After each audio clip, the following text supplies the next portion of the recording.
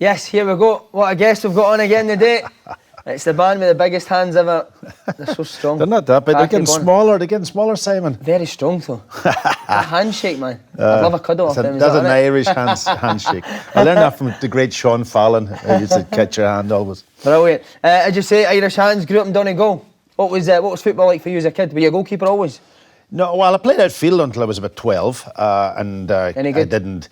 I could play. I was nippy. I could go around people. Then I got too tall. I started to grow, and I lost all my coordination.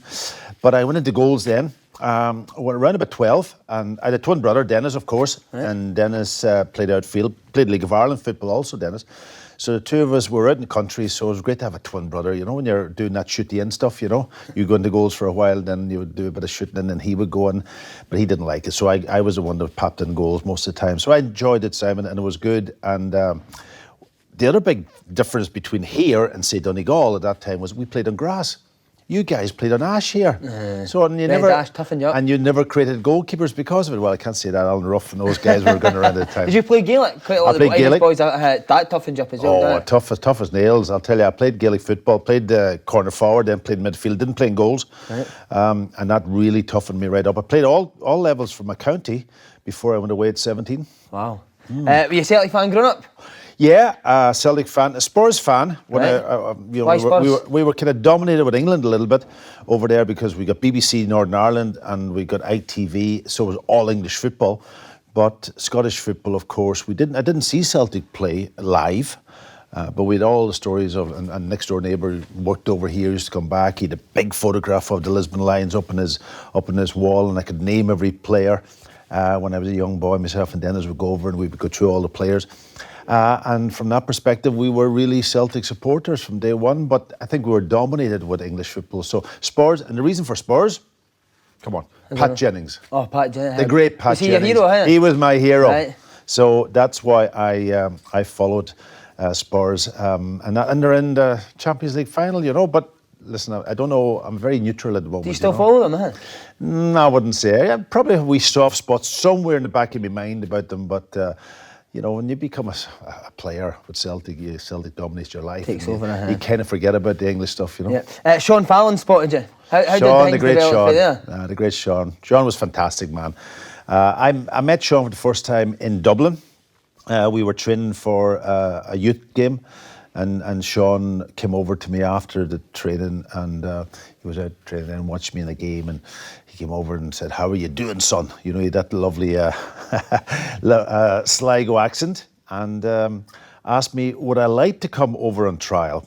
And I said, of course, because I had been over at Leicester City for about a year, over and back. I was still at school and I was over and back. And Leicester showed no interest in signing me at the end up, so I was desperate to get one last chance. And Sean asked me would I want to go over on trial, and I said yes. And he says, and Sean always did things right, you know, the Celtic way. And he said, we'll be in contact with your club. And right enough, he contacted the club, KG Rovers, was a local junior team I played with, and they invited me over in 1977, long before you were even born, I think, Simon. So is it just you that came over yourself? My mum and dad came over with me. We stayed up with my aunt and uncle up in Muirend, and Sean picked us up and dropped us off and did all that with his big car, and going into Celtic Park was, you know, an incredible... For a 17-year-old, it was quite incredible coming from Donegal to go in there and mix in with the... At that time, I'm trying to think who was at the club. Pat Stanton was there. Wow, right. Johnny Doyle, of course, was there, and he was there a couple of years after I signed. I'm trying to think. Roy Baines was the goalkeeper, Peter Latchford the goalkeeper, so I was out training with them. Jock Stein was the manager. So it was a kind of a unique time. Ronnie Glavin was there, Paul Wilson was there, and then the young guys like Tommy and Roy that I went on to play with. But going in that door for the very first time, and Sean, typical Sean, he took me straight into the first team dressing room. And I had a big duffel coat on, a hand-me-down duffel coat, I think it was. And I went and he introduced me to all the players that was in there. Did you get slaughtered for the duffel coat? I did. I got slaughtered for years afterwards for a duffel coat, but I kind of threw it away. And then I got a new coat later. My wife got me a great coat. I'll tell you a story about that later on. Go for it. No, tell us now when you go. Oh, my wife got me this fantastic coat, lovely coat for Christmas. And what do you not do, Simon, at Christmas? Bring in your Christmas new presents. gear, new gear. You leave it out. So I brought it in anyway. And we were actually supposed to go up to Barrowfield to play. or the train. And then there was a kind of a bit of a delay, and everybody left the dressing room, and I was kind of last out. And they said, "Oh, we're out on the track," and I went through the tunnel, and I went out on the track, and they were all out in the tunnel, lined up, and they started cheering and clapping. And my new coat was up above the jungle, on the flagpole, blowing with the hands like this here in the wind. Who would it be? I didn't tell him why. Who would it have been that had done that? Tommy stole it, of course, and gave it to Hazy, to stick up on the flagpole. Brilliant. You were Jock Stein's last ever signing for Celtic. How was he to play under? I didn't know Jock. I was over there and on trial, and what I do remember about him was that they were going through a kind of a rough time at the time. They weren't winning a lot of games and that. And I remember going out, and I don't know what we were doing on it. We might have been running on the track again, but Jock was in the middle of the centre circle and just walking on his own, kind of up and down. I think that's where he went when he was in good form.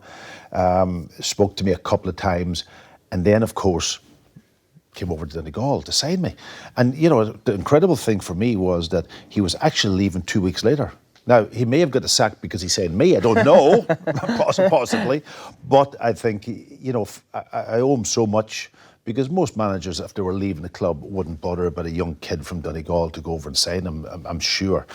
But he did. He came over. Did he come to your house? No, we met out in the Ballyrane Hotel, which is now the Mount Errigal in Letterkenny. Got the word that that Jock was coming over. Celtic wanted to sign me. In fact, I didn't know it was going to be Jock. Celtic wanted to sign me, and my mum and dad drove out, and we went out to Letterkenny, and then some of the team or the officials from Cage Rovers went out also, and we were sitting and waiting, and then next thing the door opened, and then walked Jock Stein. My God. And Fran Fields, the chairman of Finn Harps, was with him. Now, there's another story behind Fran Fields. Tell us. Fran was with Finn Harps. He was the chairman of Finn Harps at the time, and there was always a deal to be done. Fran did it. So that was fine. I signed with Celtic, and £70 a week, and I got a £1,000 sign-on fee, and joined them then the following July. And Jock had gone, had left the club, and Billy Neal took over. And then a couple of years into it, Billy came in one day and said, to all the lads, he said, we need to go over to Balbuffet to play Finn Harps in Finn Park. And I was like, why is that? He said, it was Owen when Packie signed. I had nothing to do with Finn Harps. He was the chairman. I was playing with Cage Rovers. And poor Cage Rovers, it didn't get they should have got the money in the deal. Harps got it. Oh, and it was credit. It was Charlie Nicholas's last game. Absolutely. Right, so the that was boys a couple of years in there. Because I had to do that. Oh, I got so much stick at home, because I had to. Well, they love going over to Donegal. Anybody would. What kind of guy was Jock Stein to look? See, when you met him, your mum and dad, was he quite a... He was an intimidating, big man. You know what I mean? You can imagine him walking in there, and I can't remember what he said. All I wanted to do was sign the contract, as you know, But he did say to me, he says, "Listen," he says, "you're getting a £1,000 sign-on fee, and make sure you look after your mum and dad with that." So I think I gave probably most of it to my mum and dad, and then I took a couple of hundred to buy a suit or something, which I didn't have. The duffel coat went, and the suit came in, You mentioned Tommy Burns. How good a teammate and a friend did he become over the years? He was special. He was special because he lived beside me down the road and from day one, I think we became good friends. He brought me into the house to Rosemary the first time I moved into a house right beside him. So he brought me in.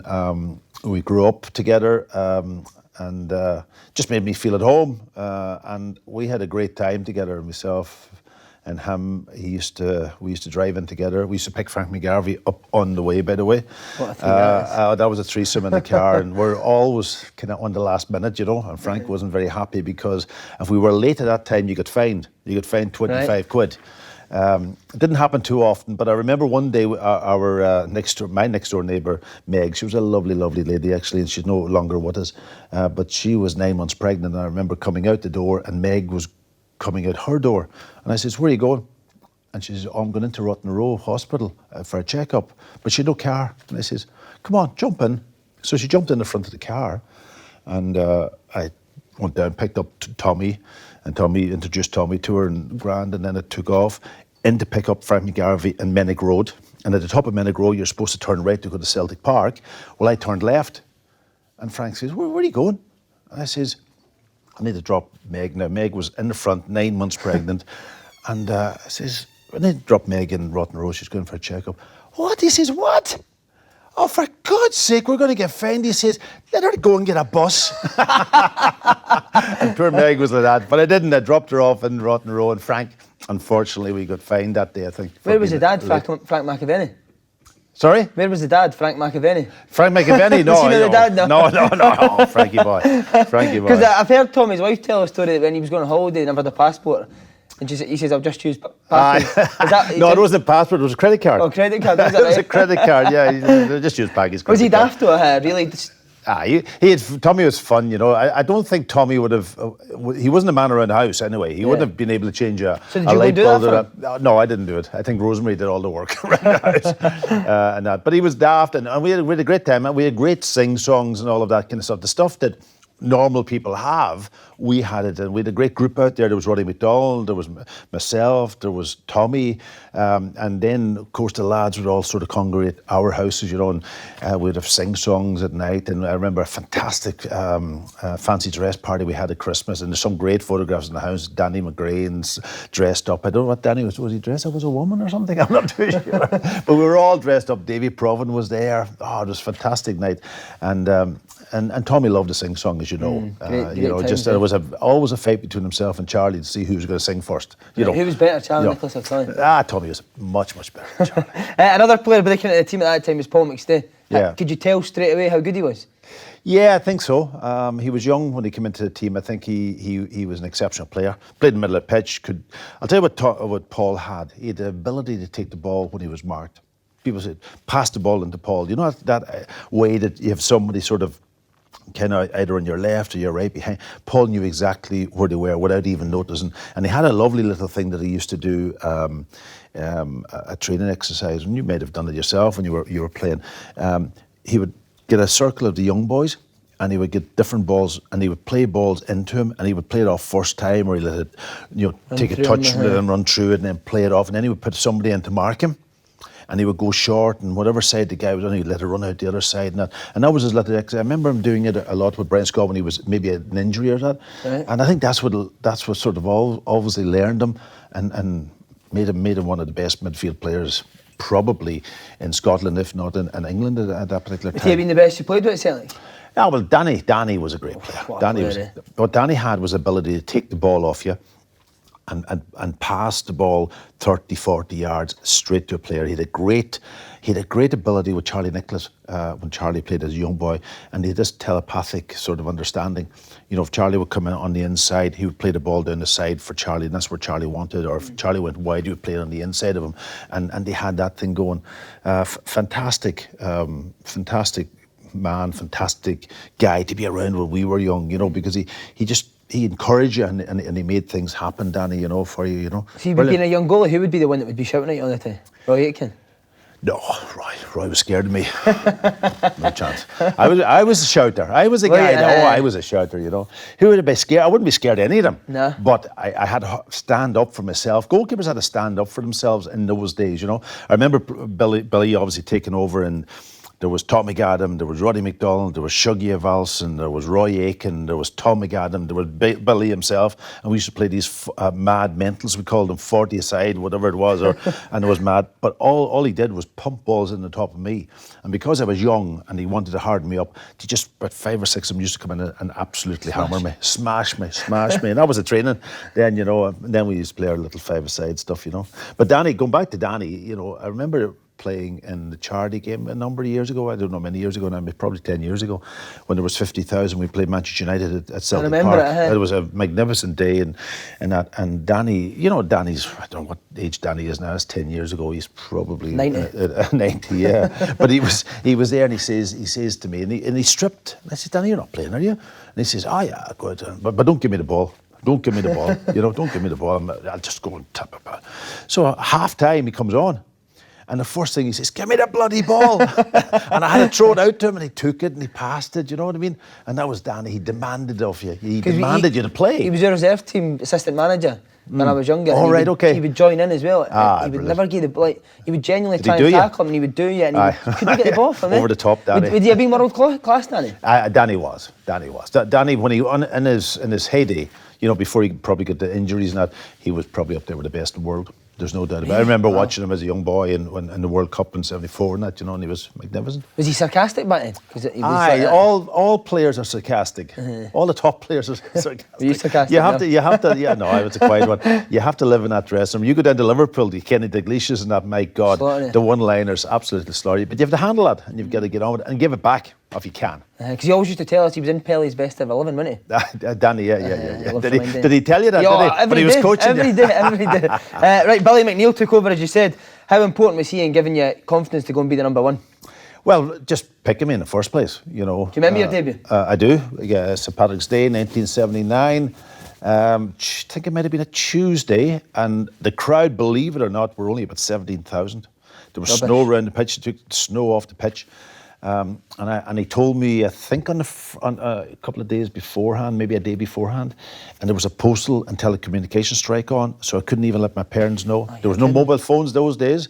No, so you had to either write the letter or you did the old phone at home. Remember the one that you wound up and all that? Yeah. You know what I mean? And well, that was the ones in Donegal. The ones here was you had to do your finger, you know? I remember that. I remember going over to Leicester City, actually. How when you think back, how foolish we were, but we were quick learners. I remember going over to Leicester City, and we didn't have that sort of phone, that mobile phone, that phone that went round in a circle. It was the one you wound up, or the ones that you put the money in. You don't remember all this. This is all way above you. But the guys listening, and the old guys will maybe remember this.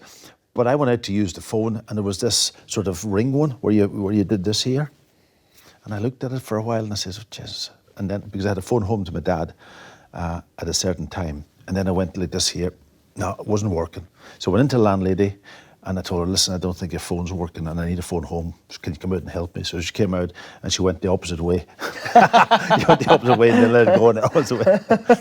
No, the brightest. That's why you're a goalkeeper. I learned very quickly, you know. First league winners medal in 1981, age of 21. Was it quite surreal? Yeah, well, we were in the team then, you know, and it was getting into that team was difficult. We had a really, you know, when you think back in the team, it was a fantastic team. Murdo McLeod, David Provan, Tommy Burns, Roy Aiken, Danny, Bobby Lennox. Wow. And then Charlie was breaking through, myself. So there was a really, really good team. And Peter Latchford was the other goalkeeper. So I got in because he got injured initially and then stayed in the team. And to won first league medal, I think then you feel you've arrived.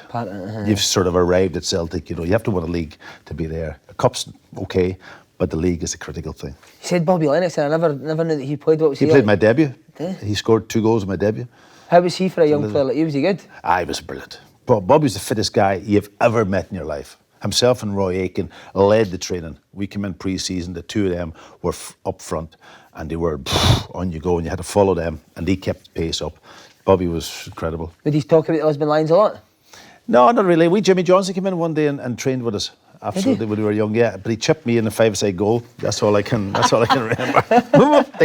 Oh, brilliant. How was he when you came in ahead of Peter Latchford? How was he with you? Peter was great. Peter was like a coach, you know, honestly. And I think goalkeepers get on well together anyway. There's no room for goalkeepers to be kind of falling out or not getting on because we have to room together. And we know that the next time he's going to be in, I've got to help him, you know. So Peter was fantastic. We had Frank Connor.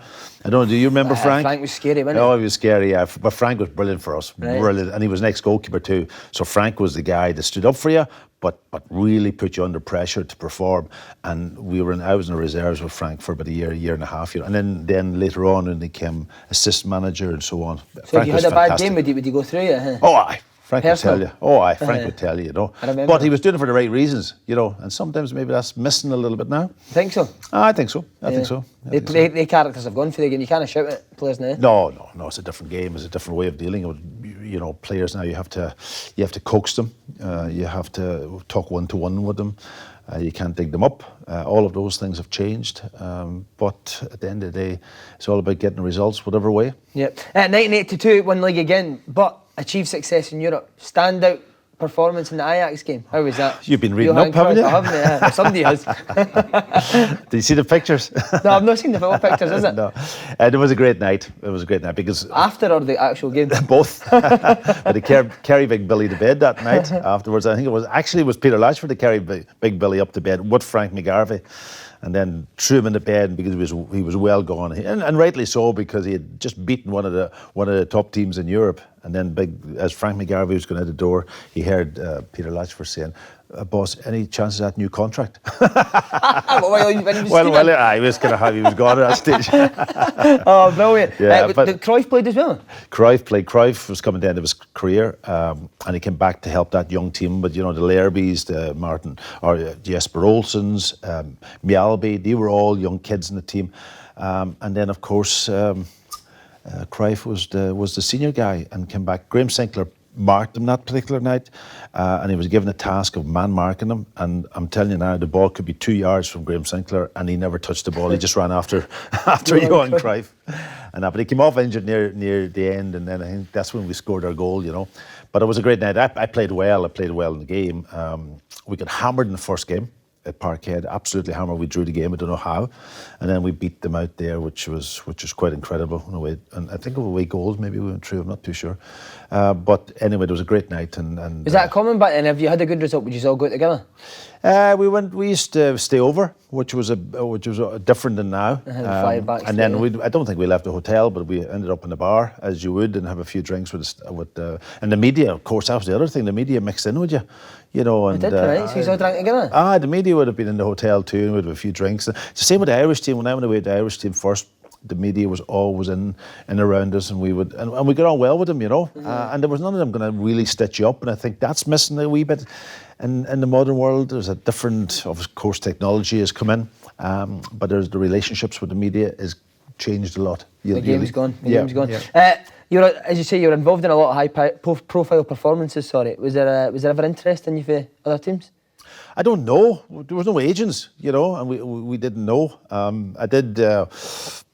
I think when Liam Brady took over, I think I did ask away. I thought maybe it's time to move on. Why? That was 92. Well, I was at a team, and I was 32 years old then, 31, 32 years old, and I felt I would have loved to have gone to Europe. I would have loved to go on and play in Europe. And after the World Cup in 1990, I think it was probably a good time to go. So I did kinda. But there was no agents, and nobody probably. I don't know if anybody came in. To be honest, I never heard. Okay, I hope they did. Right, we'll skip forward to your next league win for Celtic. Crazy day at Love Street, 1986. That was a day. What do you remember that final day? Hearts. What I do remember is Al McNally not reporting in because he was sick. And what I do remember when we won the game and we were celebrating, and we all went into the dressing room. Al McNally was sitting in the dressing room. Rambo was back. Alan McCoy told us a great story. Was he a character, Alan McNally? Aye, was good. Yeah, Bayern München, yeah. When you go down to Sky and you're there, he'll talk a little bit of Bayern München. These days of Bayern München. But no, that was an incredible day, And Hearts, of course, going for the league, and us. We played so well that day too. Some of the goals we scored was fantastic. I'm not saying who scored some of the goals up front. There was a certain guy there that day. You don't want to give him any credit. We don't want to give him any credit whatsoever. Right, Centenary season. With Rangers spending big money, did the team feel under pressure? Just spoken about beforehand. Did we feel under pressure? I think it was a season actually, and I keep saying, I've said it so many times. That particular season, it was about like a play or a drama or a story that had to be told, and we were just the players, we were just the actors, and it was kind of almost played out. I remember at the start of the season we got hammered here by Arsenal in a pre-season friendly, but it seemed to galvanise us a little bit, and then we won so many games that particular year, 1-0. The work rate was incredible. I think we closed teams down, and that came from a little bit at the start of the season when we went out to Sweden, and Billy was called back to Brian McClare's. I think it was his tribunal regarding his fee, and Tommy Craig was there, and he took us through a couple of sessions, many sessions, almost shaping us out, pressing from the front, that type of stuff. Rogie, of course, was left back at the time, and I remember some sessions we did, and Rogie came off totally injured, and there was no opposition. He'd throw the ball out to him, and then he'd take a touch, and then he'd run after the ball, and he would go into, oh my God, up at Barfield. He ended up down the back, down the back, down the back in the trees and that. What a bad touch. Oh, that's brilliant. But we had a great group of guys then. Is that what made that team, the team spirit? Absolutely. McAvenny coming, Joe Miller coming at the time. We had Mark McGee, Andy Walker up front, those guys. Then Tommy and Billy Stark, was there. Brilliant players. And Billy and Tommy were not the quickest players, but they played right and left. But the closing down that he did that year was incredible. And it's not about being quick, it's about using your brains, getting the right position, angles. Fantastic. Granty and Paul in the middle of the pitch. Big Mick came up and strengthened us up that particular year at the back too. And no, it was a great group of players. Was it hard playing under that pressure at all? The Centenary year having I don't think so. I can't remember the pressure. I think there was always pressure with Celtic. You know what I mean? No matter what game you play, you've got to go and win it. If it's a reserve game, you remember you go and play a reserve game, play a first team game. Go down to Vale of Leaving, for example, in a pre-season friendly or something like that. You had to win the game. Frank Connor wouldn't let you away with anything. So we were brought up that way to handle pressure. So, no, I couldn't remember pressure. It was just the momentum of getting it going and making sure that we get over the line is the key. You spoke about him and his friend of the show, Frank McAvenny. How was he as a teammate? He's still mental now. Frank's great. I go out and play golf a little bit with himself and Andy Walker and so on. And honestly, we go out and play golf and if we start talking about football, we've 9 holes gone and he hasn't had a ball because I'll tell you this one, I'll tell you this. Oh, I remember this day. And I says, Frank, stop. We have to win this game. We have to focus. And he's brilliant, He is really a good guy, really, really good guy, but a funny guy, but also a fantastic player. Frank was probably, I know with Charlie Nicholas and all of Brian McClare and Alan McNally and all of those guys and Mark McGee, but Frank, I always say he was a combination of them all. He was the best striker I played. He could score goals, he could head the ball, he could run, he could tackle. He was an incredible guy, And he loved the nightlife. Was it as bad as it was made out, his nights out? Oh, well, we never seen him because he was always down London or he was up in the sky trying to find his way up to Celtic Park. But no, we had good times. The only time he actually, I remember us being abroad one time, we stayed overnight and we all went out after a game. And Frank said, no, I'm not going out tonight. It was Liam Brady and Joe Jordan was in charge. It must have been pre-season. He says, no, I'm not going out. I said, Frank, no, I'm staying in. So we went out, we had a few drinks as you do if you're going out. We came back to his room. He was rooming with Charlie, so Charlie came up to our room. We started a wee sing-song. Frank then jumps out of bed and he's sitting on the floor. Next thing, in comes Liam Brady. He says, hey, keep it down. it was Joe Jordan came in. He's the manager.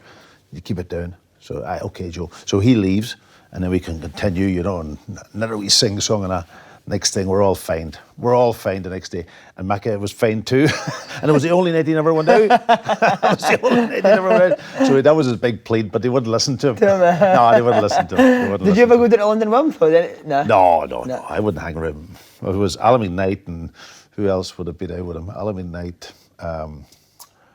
Few of the other younger boys. No, I was too old for that. Family man. Family man, absolutely. Celtic left it late in the semi-final and the final that year. See, when you're trying to get a goal late on, what's it like standing in goal? Do you basically just become a fan watching the game? The semi-final, I remember, of course, they score, it was against Hearts, and they score. Big McPherson put me in the back of the definite free kick. To this day, it's a definite free kick. Frank said you should have been stronger. Look back at the footage, it's a definite free kick. Okay. Don't interrupt me now, I'm telling you it was a free kick. But anyway, and we were a goal down, then suddenly we got back and we scored, and then the winner, and McAvenny scoring, and brilliant. And then the final, I missed the final. I was injured, which is. How hard is that? That was the worst moment of my life. I remember on the Tuesday, going up to train, and I ended up getting this my calf just went into spasm. I was having problems with my back for that particular season, and then just my calf just went absolutely solid, and I couldn't walk in it. And then I got treatment at Brent Scott, and I was getting lots of treatment right up to I went down to Seymour, went out into we used to train out in the back garden. 5-a-side fantastic games used to be in that back garden. Quality was incredible. But I went out to train and do a fitness test. Just couldn't do it. And at that moment then and there to go and tell Alameen Knight that he was playing. And I must say, because it was Centenary year, because it was a double, and it was such a an important game. I did have a few tears down sitting on that wall. You did get a bit emotional. Yeah, I got a wee bit emotional. Not like me, but I got a wee bit emotional that particular day. But then, of course, we went and won it, which was fantastic, Didn't get a medal, but...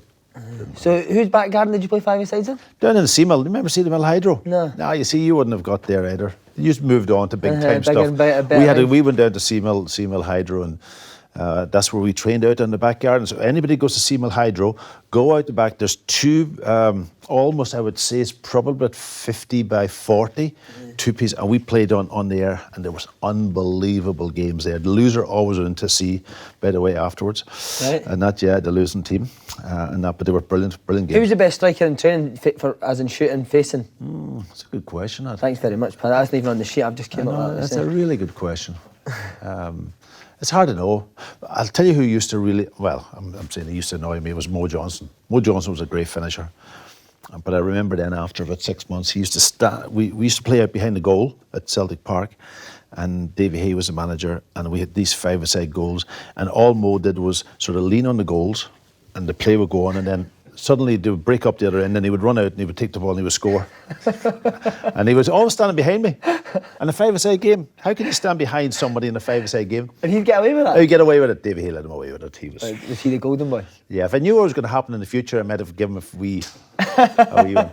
Brilliant. Would the Centenary year be the highlight of your Celtic career? I think so, to a point. Yeah, it was a year that we talk about it now, and everybody talks about it. It was a great team. You had Chris Morris and Rogan in full-back positions, bombing forward, fit as a fiddle. Roy and Mick, and I talked about the team before. So it was a really good team, really good bond, and to win it that year to win the double that year was quite incredible. So I think it probably was. Then the 90s we don't talk about. Don't even go there. The 90s. Well, we won the cup twice in the 90s, so that's okay. See what you're saying about Mick and Roy.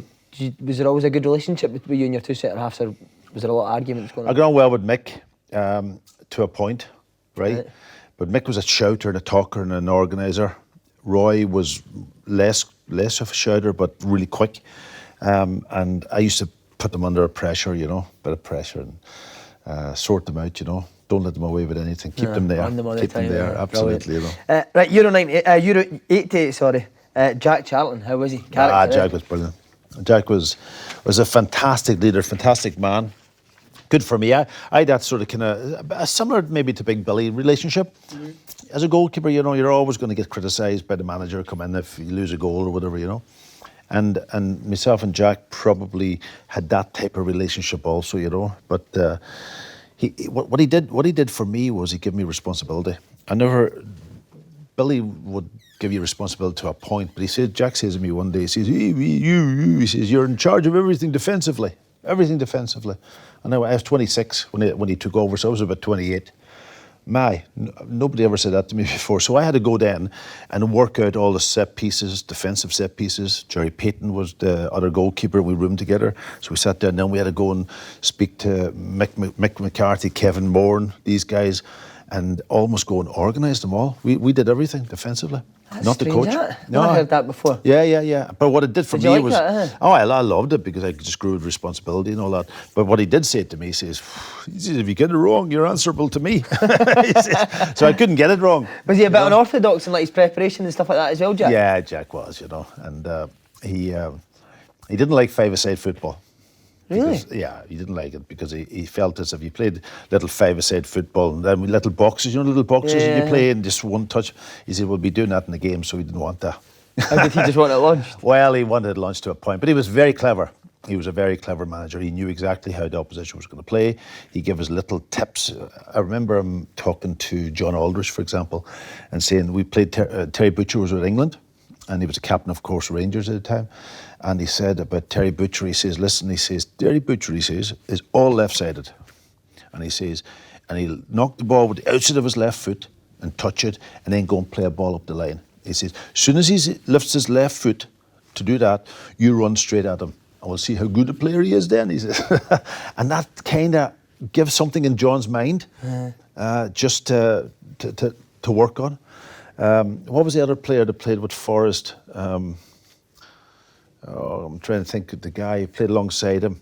very, very quick. Des Walker. Des Walker, right? He was very, very quick. And he says to him, he says, what he does, he says, he'll run, watch you, and just as you commit to the ball, he says, he'll pick up speed, you're out of the game, and then he'll turn away, and then he looks like a good player. And he says, slow down, as you go commit to the ball, you slow down, let him get the ball, and then put pressure on him. And then we'll see how good a player he is. It's simple things, you think about it. Wee nuggets, fantastic. How was he when you beat England 1-0 in the group? He loved it. And did he love you because you were man of the match? No, he didn't actually. What, you still got a bit? Oh, he gave me so much stick in that game. He says I should have been off my line. He should have been off my line. He says, and he was always scared of Mick and Kevin because the two of them was pretty slow, remember, on the turn. And he says, any ball over the top, that's your ball. And if you remember, I think it was Glenn Hoddle wasn't playing, and he came on in the second half and he was clipping balls over Mick's shoulder for Lineker to run onto. Right. And I had a good game because I saved a lot of shots, but he wanted me to be out picking up those balls, and I couldn't. So we had this kind of a ongoing argument, and then after in the press conference after the game, he absolutely slaughtered me for not coming off my line. And then he took me out onto the pitch. I think it was a couple of days later or something, and he says, I want you standing, you know the little arc outside the 18? Yeah. He says, I want you standing out there. I says, Jack, that's too far off. He says, that's where I want you standing. And he says, okay, I'll show you. And he put all the players in the halfway line with a ball each. Now, no pressure on the players, every player. And he says, try and chip him. so he started kicking these balls over my head, and I'm running back like an idiot, trying to get these balls, and one or two in the net and the rest. And he says, look, 10 of them, they've gone wide. I said, hold on a second. Try it again. So all the players picked up a ball again. Next thing there was about 10 balls in the back. And he said, he says, you make up your own mind. Brilliant. You conceded late against eventual winners Holland and miss out on a semi-final place. Yeah. Do you still look back and think, what if? That was a great team, the Dutch team too. They went on to win it. USSR at the time, not, which was the culmination of all those Eastern Bloc states. They were all USSR at the time. Great team. I can still remember that Kuznetsov played, Mikhailchenko played, Belanov played, Protasov played, Dasiev and goals. I can still name the team all these years later. Almost a really good team, and we drew with them. We drew, but we got beat 1-0 against Holland, the eventual one, and they had a fantastic team also. Rijkaard, Koeman, Gullit, Van Basten, what do you call him? Played. What was the player that played with Aberdeen? Stuart McKimmie. No, no, one of the Dutch players who actually played that day, or I think it was maybe 1990 with the Dutch team too. Really good team. Yalehouse, yeah. He played, I think it was 1990. He didn't play in 88, but he played in 1990. But it's amazing, an Aberdeen player playing with that fantastic Dutch team when you think back on it. But no, listen, they were a great team, but the goal should have been disallowed. Look back at the goal now. At that time, you were offside, It wasn't a case you were in second phase or you were running out and the ball hit the ground, spun in, but Van Basten, I think, was offside. Van Basten. Right. Italia 90, Ireland qualified for their first World Cup. Yeah. How proud are you to be going as the number one? Yeah, that was huge first because we had the taste of 88. Beating England, of course, was enormous.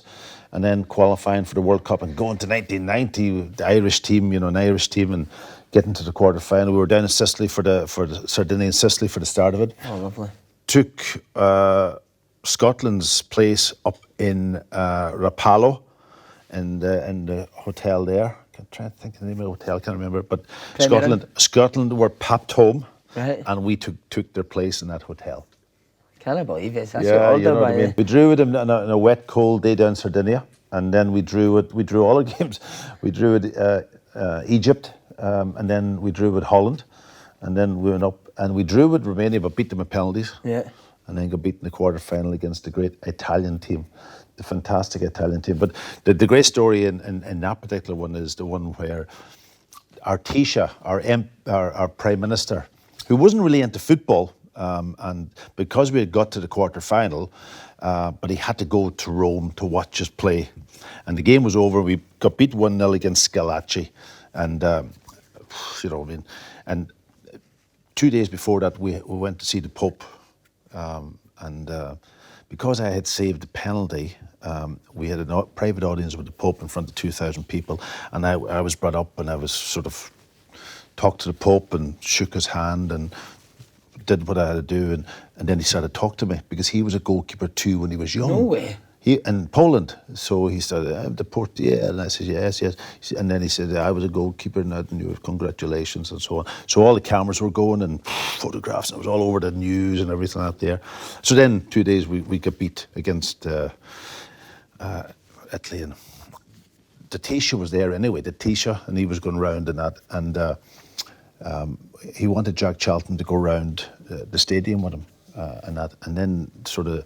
The doors burst open, and he comes anyway, and our physio says, "Oh, the Taoiseach's here," and Andy Townsend and Tony Casgreen was sitting. We said, and he goes into this big speech, the Taoiseach, "Gentlemen, you've done the country proud, you've done me proud, you've done your families proud," and Andy says to Cassie, "Who's that geezer?"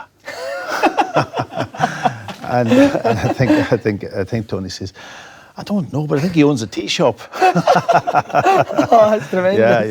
Yeah. But later on, then we're waiting to get ourselves organised, and Jack's in the dressing room, and he's over talking to Andy Townsend. He's smoking a cigarette, and this is about an hour after we finished, and I said, "Better go in and get showered," and that. And we were all a bit disappointed. And I got up and I went by, and the next thing out of the corner of his mouth, Jack says, "The Pope would have saved that one." Oh, I love Jack Charlton, what a guy. Right, we're just going to go back to Celtic quickly. Lou Macari and Liam Brady. Now, Frank McAvenny did not have nice things to say about Lou Macari. Was that the same feeling throughout the squad? I think so. To a point, To a point. Everybody had their own things with Lou Macari. Obviously, Mackie had him down at West Ham. We had him up here. And he was unorthodox. It wasn't what we were used to. We came into trade, we worked hard. We were what, Billy McNeil or, Davy Hay, and they were Celtic people, and we trained really hard. Everything was perfect. Now, Lou's stuff was completely off the wall. I must admit, it was completely different, and it didn't suit us. I didn't think it suited any of us. So, to be honest, I think that's probably why. And he probably had to change things, and he had to bring new players in. The players maybe he brought in weren't good enough either, So that didn't help. If you bring in new players into a group and they're not as good as the players that were already there, then trouble. Yeah, there's trouble. So from that perspective, yeah. So. You want me to condemn Lou Macari? No, Frank's already done that. He's done that. But he was different. How were you when you were told by him that you were leaving Celtic? Well, I kind of knew that probably that day was going to come, and I myself resigned to it. The fact that he didn't tell me until I got off the bus down in Parkhead after being up in Dundee United, and that was it. And I was gone. I don't think that was the right way to do it. And Shea Given was also free that particular year too, and he was only a kid, and he went on to be, become an unbelievable goalkeeper. So it was just a way he went about doing it. You don't come off a bus at Celtic Park after a game, travel down and be told that's you're freed, and then you're gone. Although you said you knew it was coming, but you're still devastated. I think you're there 17 years of your life. You're devastated, of course, because it's a way of life. You get up in the morning, you automatically get the kids ready, drop them off for school, you drive into Celtic Park, you do your training, and then suddenly it's finished. What do I do now, life takes a different turn, and you've got to get on with it. And you signed for your pal, Tommy Burns at Kilmarnock. I didn't sign, but I nearly signed. Did you was to see what was going to come that summer? I went down and spoke to Tommy and Starkey and the chairman, Bob Fleeting at the time, and we'd agreed a deal. And everything was fine. I was looking forward to it, actually, because I was going back, obviously, to work with Tommy and Billy. And I was going down kind of as a goalkeeper, but also do a little bit of coaching. I had kind of asked Tommy about taking Shea down there also, which would have been incredible. If we could get him at that particular time. And I think we probably could have, because he was down at Blackburn. He hadn't signed with Blackburn at that point in time, and we could have got him. Then I went to the World Cup, and I'm out of the World Cup in 1994, and then I get a phone call in the middle of the World Cup from Tommy to say that he was going back to Celtic Park. And the question was, would I come back? And I couldn't probably say no. And in fact, maybe now when I look back on it, in one way I wish I didn't go back, because I was looking forward to going to Kilmarnock just to network new people. meet new guys, change, a complete change. And I was 34 years old at the time. But I was going back to Celtic Park also to be a goalkeeper and to be a coach. So then my coaching sort of career started from that point. And I'm still involved in football, so all these years later. So how delighted were you for Tommy? Can you remember the phone call? Was he over the moon? Yeah, he was over the moon. I think he was apprehensive also because he was young. Tommy was fairly young. And he'd done so well at Kilmarnock, and you know what happened afterwards with that, with the whole kind of, I think there was a tribunal and all that around it, you know. So, and then himself and Starkey. But I suppose in one way I was going to work with guys who I knew, Tommy and Billy. That's why I was going to Kilmarnock in the first place. And I knew how passionate they were about the game. I knew that they thought about the game quite differently, and that Tommy was really eager to make his mark. Difficult with Fergus McCann, of course, during that particular period, and that was always something that was sort of probably, to this day, probably I wish Tommy had to get, when he was alive, got a second chance at it, and I think he might have got that chance if he didn't take on well, and I think he would have been a great manager later on. He was still young at that particular time. As you say, you got into the coaching and you went to the World Cup in 2002, and you caused the whole ruckus with Roy. It's a long story, actually, you know. And it's a fortunate story because, you know, the World Cup at that particular time was a whole group of new fans, young kids, you know, who had never witnessed 88 or 94, and they were desperate for a World Cup. But Roy, there was something up with Roy. Even from the day we left Dublin, Roy wasn't himself. There was definitely something up. He won't tell you what it was. Paul Pogba, probably. Yeah, he does. Yeah, but you know, on the day, what happened was that we were training out in Saipan. We had, unfortunately, all of the gear that was coming with DHL got caught in. I think it was in America. Actually, it didn't get to Saipan in time, but we had taken stuff with us, and that was the first problem because Roy kind of blew up about that. You know, where's all the gear and all that? You know, but these things happen. But we were down Saipan. And then the pitch was not good. It wasn't a good. You can imagine out on an island out in Saipan. So they blew up about that also. And Mick had to talk about not going home and so on. And then we were going down to do a training session, and I brought the goalkeepers down. Dean Kiley, Alan Kelly, and Shea. And I was doing a half an hour with them, and it was boiling hot. You can imagine, 30 degrees. And we worked really hard because I wanted to keep the goalkeepers going, taking over. And then the team came down, and then they sort of did straight into a shooting session that Ian Evans was doing. And the goalkeepers again worked for another sort of 30 minutes on that, really hard. And at the end of it, Alan Kelly said to me, listen, he says, we don't want to play in the five, because Mick always played a bit of a five-a-side at the end. And I said, no problem, I'll have a word with Mick. So Mick says, yeah, no problem, we'll play with the last man in, that type of stuff.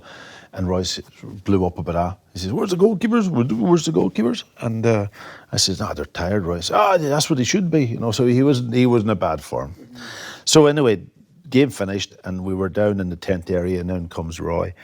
And the unfortunate bit about it was that he started on to me about the goalkeepers again. I says, Roy, leave it. And he had a bottle of water in his hand, and he went to finish, and he threw the bottle away like this here. But there was one photographer there, and he took a snap, and it looked as if he was throwing a bottle at me, the way the camera caught it. So that was fine. He went away then. I think Alan Kelly had a few words with him there.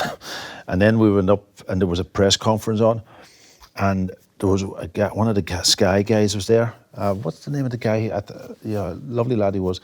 And he went up and asked our press guy, who's an older man, he says, was there a bit of a rumpus down in the training with Packie and Roy? And he says, oh, Jesus, yeah, there was. They were at it. They were at it, the two of them. Oh, my God. So that was a story. And next thing, out of nothing, the story broke that we had fallen out and that Roy was coming home and that. And then because of the 8-hour difference, that went on here, and we were in our bed. And I woke up in the morning, and my wife was phoning me, and she says, what's happened to you and Roy? And I says, what? Nothing. And these things happen. And I says, what happened? And she says, oh, Roy's coming home and all that, and you've been involved in it.